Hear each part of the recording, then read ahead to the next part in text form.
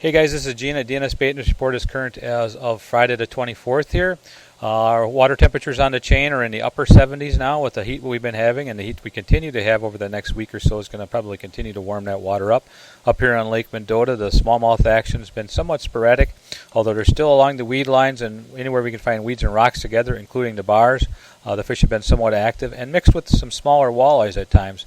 Leeches seem to be the bait of choice right now. The plastic action seems to have slowed down a little bit. Catfish action's been heating up a little bit up on the north end of the lake using stink bait for the most part.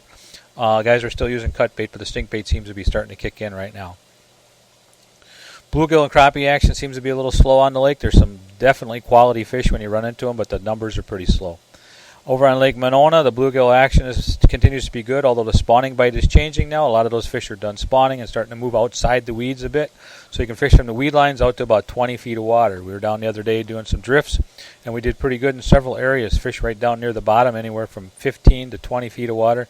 Drift several areas like Obrick, Hudson, Sluter Beach, north of the rock pile at Squaw Bay. All those areas produce some pretty decent numbers of some nice fish, and a few perch were mixed in with them too. Shore fishermen on Lake Monona are still having some success with bluegills.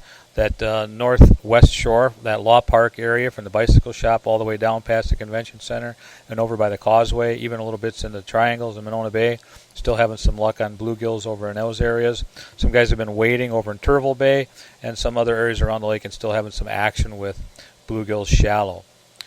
Muskie action seems to be pretty decent over on Lake Monona, although it seems to be pretty early in the morning. I did see some guys trolling over there, and I did watch them boat a couple fish the other day when we were over there. One of those fish, I think, was 47 inches, they said.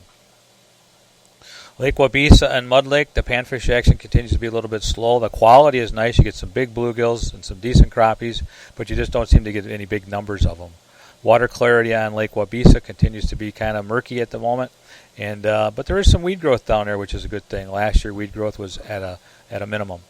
I haven't heard too much from that mid-lake walleye bite in the last week to 10 days, but that's typically something that they do this time of year, trolling crawler harnesses and stuff down the mid-basin of the lake. Lake Higanza continues to be slow, although I did talk to some guys that got a few perch over on the north end of the lake this week, and they were nice sized fish. They just didn't get very many. They did catch a few small bluegills. Not many guys fishing on the lake there, and there is some nice weed growth down there this year, which there hasn't been in the past, so that's encouraging. That's about all I got for you guys right now. You guys are still heading up to Crystal Lake, taking a few bluegills up there. I did hear a nice bluegill report again this week on Rock Lake. Some perch starting to bite on Mud Lake.